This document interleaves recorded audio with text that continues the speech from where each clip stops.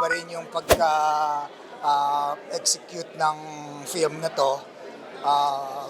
Very Japanese.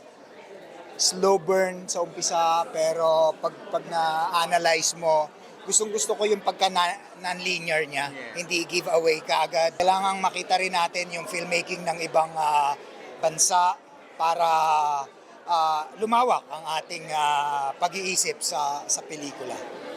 Paminsan hindi natin alam, tayo pala yung monster.